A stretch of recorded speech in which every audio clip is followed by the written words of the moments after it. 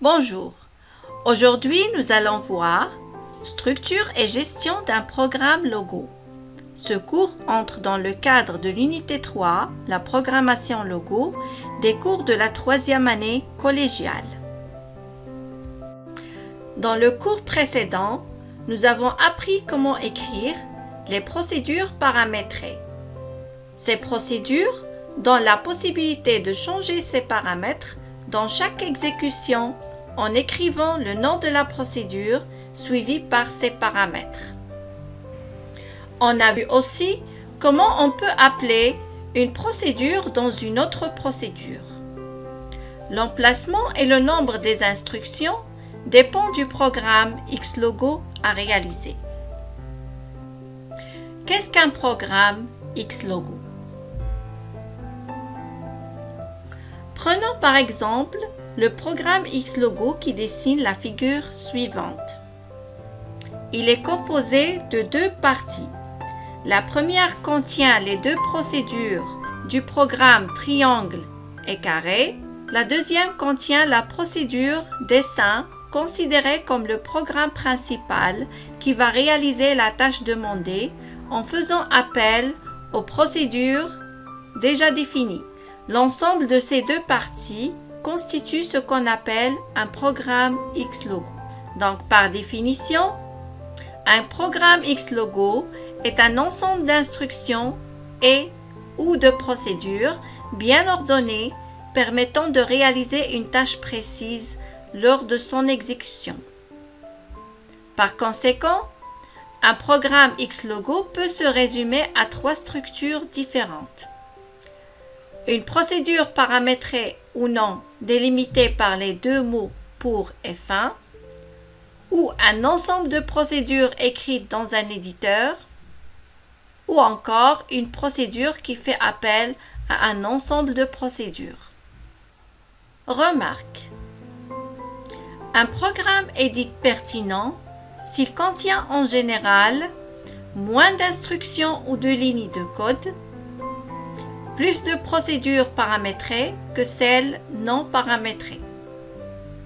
Question.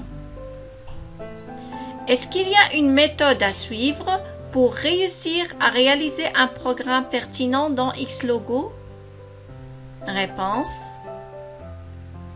Oui, pour produire un programme Xlogo bien réussi, il est important de respecter certaines consignes. Ces consignes sont appelées règles de production d'un programme Xlogo. Quelles sont les règles de production d'un programme Xlogo? La première règle à appliquer, c'est l'analyse de la tâche qu'on veut réaliser. Cette analyse consiste à déterminer le résultat voulu, la structure du programme à adopter, l'ordre et le nombre de primitives et de procédures à utiliser. La deuxième règle, c'est l'écriture du programme. Elle consiste à formuler un programme primaire basé sur l'analyse qu'on a fait. Ensuite, mettre en pratique le programme dans Xlogo afin de l'exécuter. L'exécution de ce programme permet d'apporter les modifications nécessaires afin d'avoir le résultat idéal. Pour la troisième règle, qui est l'organisation du programme Xlogo, il est important d'enrichir votre programme pendant son écriture par des commentaires expliquant le rôle de ces instructions et procédures afin de faciliter sa lisibilité pour vous et pour les autres. Finalement, il y a la sauvegarde.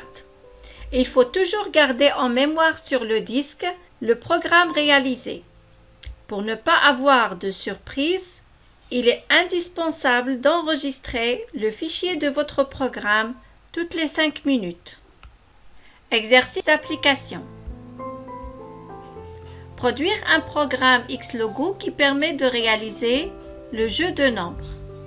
Ce programme doit faire un choix au hasard d'un nombre entre 1 et 100. Demander à l'utilisateur de deviner ce nombre.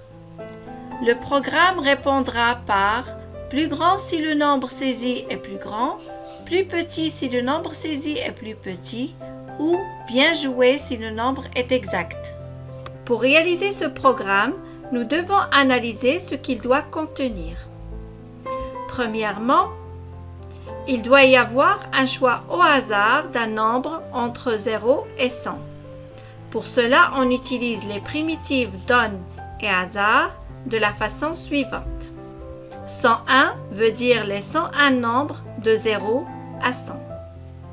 Deuxième étape, c'est de demander à l'utilisateur de saisir un nombre entre 0 et 100 en utilisant la primitive li qu'on connaît très bien. Dernièrement, vient la partie du test pour tester les cas selon le nombre tapé par l'utilisateur en utilisant l'instruction si et la boucle tant que comme suite. Maintenant, dans l'interface Xlogo, essayons d'écrire notre jeu. Sur l'éditeur, je commence par pour et je nomme mon programme jeu. Ensuite, je commence par choisir le nombre au hasard. Donne à hasard 101.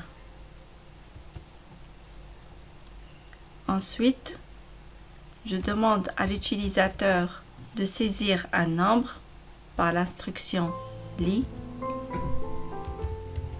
Donner un nombre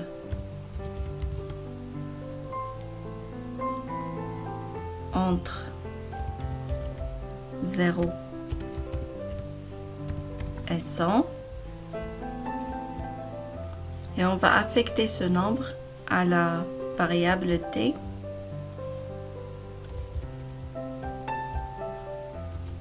Maintenant, la partie du test.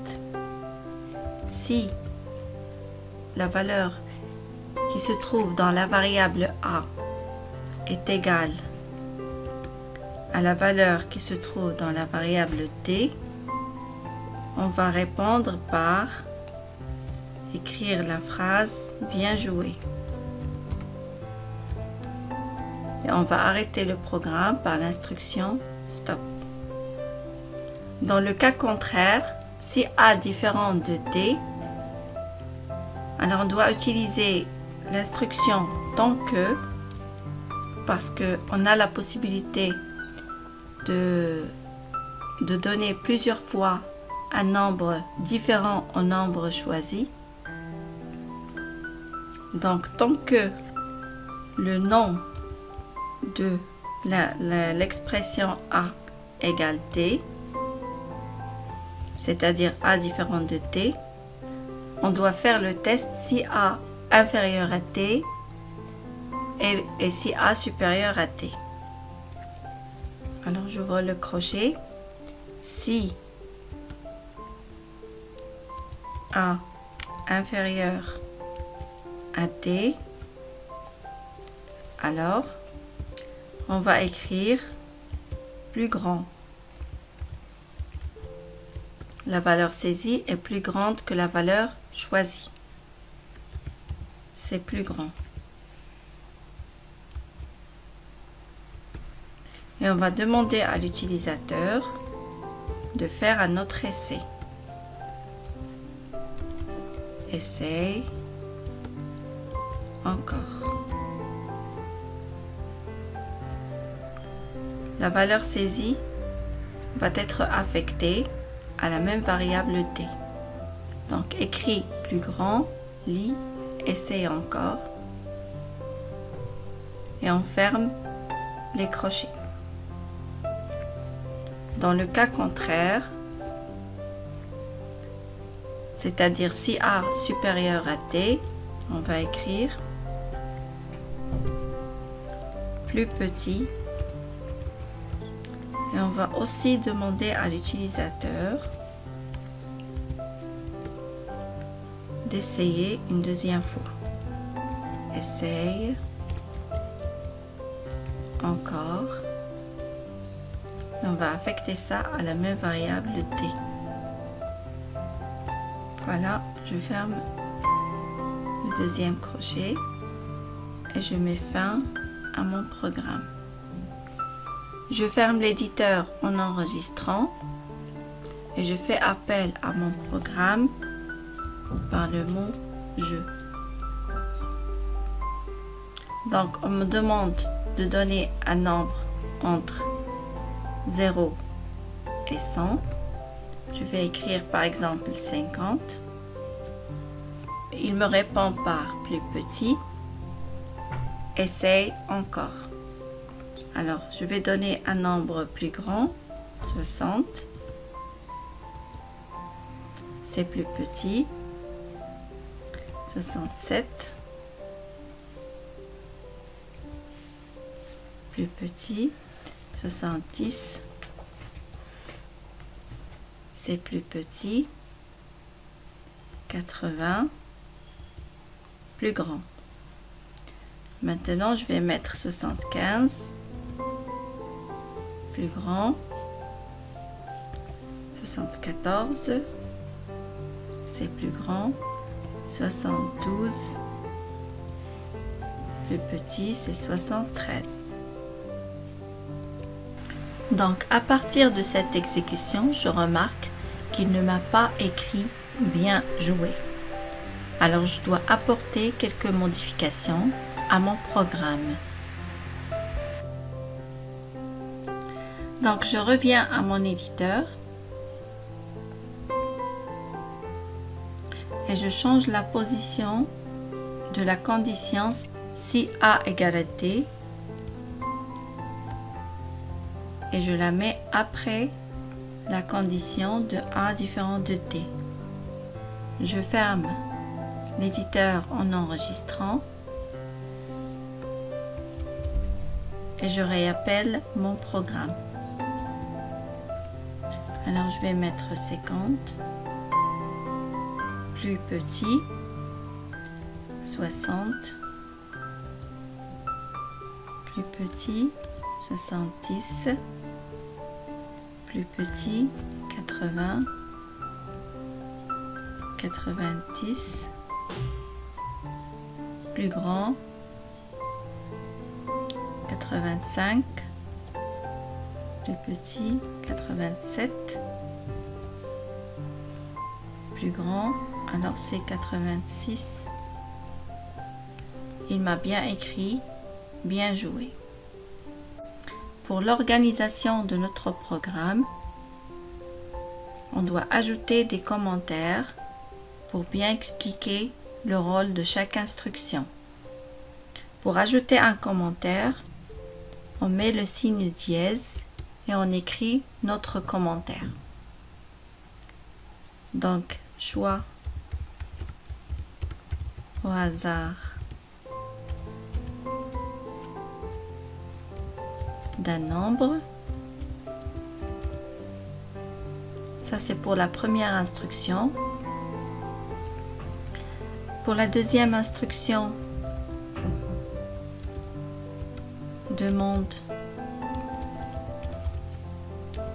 de saisir un nombre.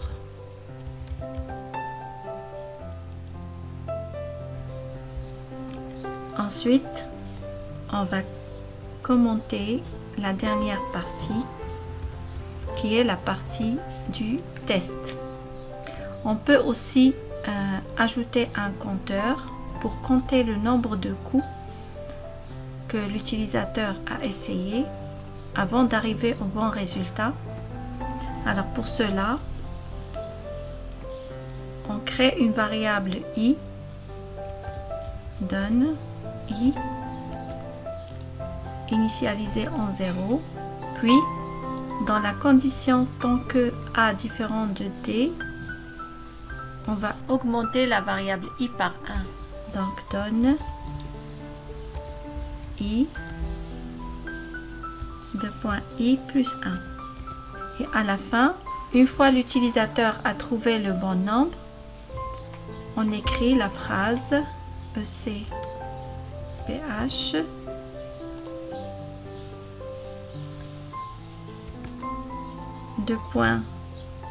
I plus 1 pour concaténer l'expression bien joué avec le nombre de coups et on ajoute le mot coup. En utilisant l'instruction tape, entre crochets, on va écrire coup et on ferme le crochet. Voilà, je quitte l'éditeur en enregistrant et j'appelle mon programme jeu. Donc je vais choisir 60, entrée, plus grand, donc 50, plus grand, 40, plus grand, 20, plus grand, 10, plus petit, 15, plus grand, 13, plus petit, donc c'est 14. Bien joué, 8 coups. Voilà. Maintenant, on va enregistrer notre programme. Alors, fichier, enregistrer sous. Je crée un dossier. Par exemple, je vais l'appeler mes programmes X logo. Alors je clique sur ce dossier et je mets jeu nombre comme nom de mon fichier programme et je clique sur enregistrer. Pour ouvrir ce fichier, je clique sur fichier puis ouvrir. Je clique sur jeu nombre logo et je clique sur ouvrir. Mon programme s'ouvre. On remarque que les fichiers programmes de Xlogo ont l'extension .lgo. Xlogo possède une option très importante, c'est l'option de la traduction, qui nous permet de traduire notre programme écrit en français à d'autres langues. Et inversement, il permet de traduire des programmes écrits dans d'autres langues à la langue française. Pour cela, on fait copier à notre programme, CTRL-C, ou on clique sur le bouton copier et on clique sur le menu outils, puis l'option traduire des procédures. La fenêtre qui s'ouvre nous permet de coller notre programme dans la partie traduire de et on peut choisir la langue de notre programme qui est le français, puis vers, par exemple, l'anglais. Et on clique sur traduire. Voilà, notre programme est traduit complètement en anglais et il peut être exécuté dans n'importe quel éditeur Xlogo. En résumé, notre programme est sous forme d'une procédure qui commence par pour et se termine par fin. Ce programme est nommé jeu et il est composé de 3 parties. La première partie consiste à choisir un nombre au hasard entre 0 et 100. La deuxième partie demande à l'utilisateur de saisir un nombre entre 0 et 100. Et la troisième partie, c'est pour faire le test selon les valeurs saisies dans la variable t. Pour l'organisation du programme, il est judicieux d'écrire des commentaires devant les instructions de ce programme afin d'expliquer leur rôle. Pour compléter le jeu, on a ajouté un compteur i qui permet de compter le nombre d'essais de l'utilisateur pour arriver au bon nombre. Pour la sauvegarde du fichier de notre programme, on clique sur le menu Fichier, puis on clique sur Enregistrer ou Enregistrer sous. Dans la boîte de dialogue qui apparaît, on choisit le document dans lequel on veut enregistrer notre fichier programme, puis dans la zone nom du fichier, on tape le nom de notre programme. Enfin, on clique sur Enregistrer pour sauvegarder notre document du programme Xlogo. Remarque: les fichiers programmes sont reconnus par leur extension. L'extension d'un fichier programme Xlogo est .lgo. Xlogo permet d'écrire des programmes dans différentes langues, par exemple l'anglais. De ce fait, il est possible de trouver des programmes Xlogo écrits en anglais, espagnol, etc. Donc Xlogo permet la traduction de ces programmes en français grâce à l'option Traduire des procédures du menu Outils. Dans la boîte de dialogue qui apparaît, on peut avoir la possibilité de coller notre programme, choisir sa langue et la langue de traduction et cliquer sur le bouton Traduire. Ouverture d'un programme Xlogo. Pour ouvrir un programme Xlogo déjà enregistré, on clique sur le menu Fichier, puis sur le menu Ouvrir. Dans la boîte de dialogue qui apparaît, on cherche notre fichier programme et on clique sur le bouton Ouvrir.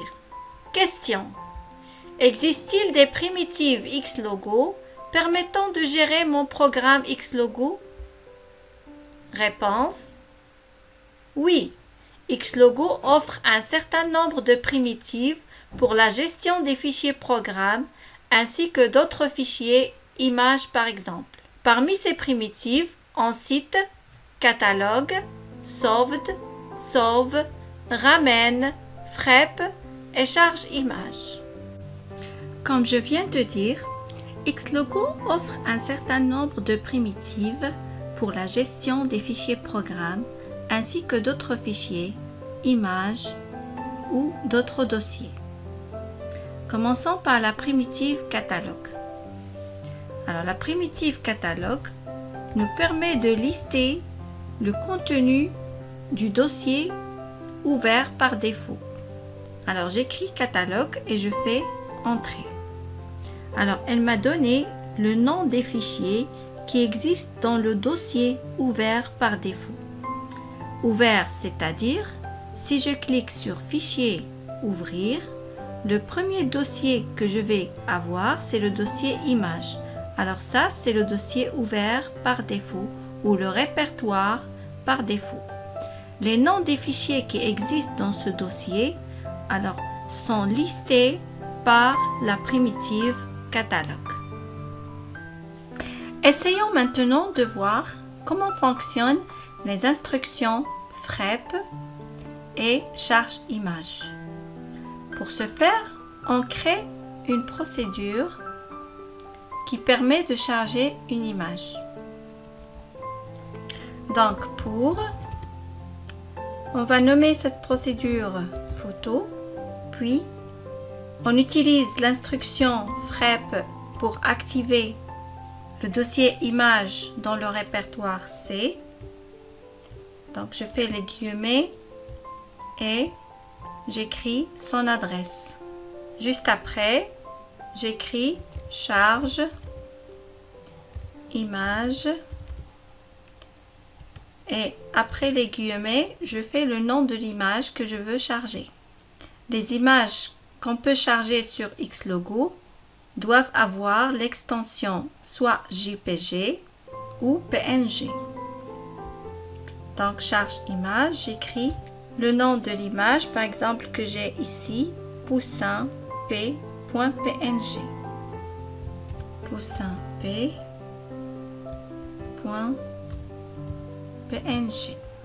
Ensuite, je fais fin. 2 anti-slash. Alors je fais un deuxième anti-slash. Voilà. Et je quitte en enregistrant. Je mets photo, entrée. Le programme s'est exécuté et on m'a chargé l'image poussin P. Alors je fais une petite modification pour avoir la photo à l'horizontale.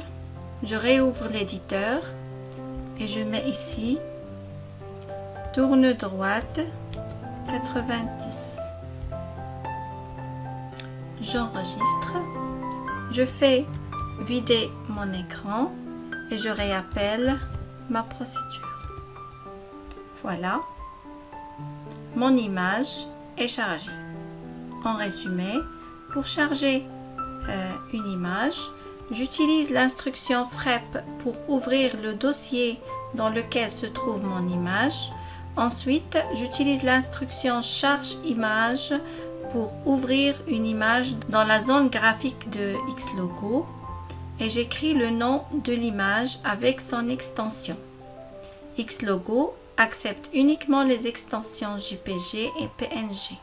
Pour enregistrer cette procédure qui permet de charger une image, j'utilise l'instruction sauveD.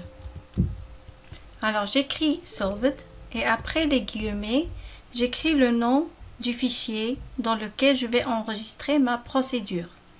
Par exemple, sauveD photo.lgo. Je fais entrer. Alors ma procédure est enregistrée sous le nom photo. Alors je fais fichier, ouvrir. Je trouve ici mon fichier est enregistré photo.lgo.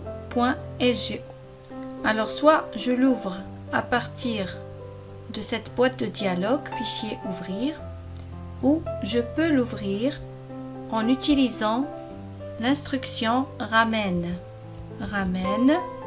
Je fais les guillemets et j'écris le nom de mon fichier programme qui est photo.lgo. Je fais entrer, alors le programme est ouvert et on m'écrit ici vous venez de définir photo. La dernière instruction c'est l'instruction sauve. Pour cela je commence par créer deux procédures, pros 1 et pros 2. Donc pour pros 1, je crée une procédure qui permet de faire tourner la tortue. Pour ce faire, j'utilise l'instruction tant que.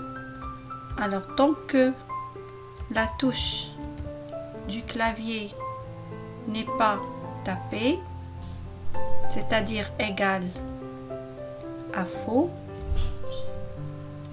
alors je fais avance 1, tourne droite 1 et je mets fin. La deuxième procédure, je vais l'appeler pros 2. Pour pros 2, je donne à la variable x la touche du clavier, li, car ensuite je demande à écrire la valeur dans la variable x. Je quitte l'éditeur en enregistrant. Je fais appel à pros 1, entrée. Donc la tortue tourne. Tant que je ne tape pas une touche de clavier, elle continue à tourner. Si je tape une touche du clavier, elle va s'arrêter. Et pour la deuxième procédure, pros 2, elle permet de me donner le nombre Unicode d'une touche d'un clavier. Par exemple, si je tape le chiffre 1, la valeur Unicode du 1 c'est 49. Alors pour enregistrer ces procédures dans le fichier photo.lgo, j'utilise l'instruction sauve. Donc sauve dans photo.lgo,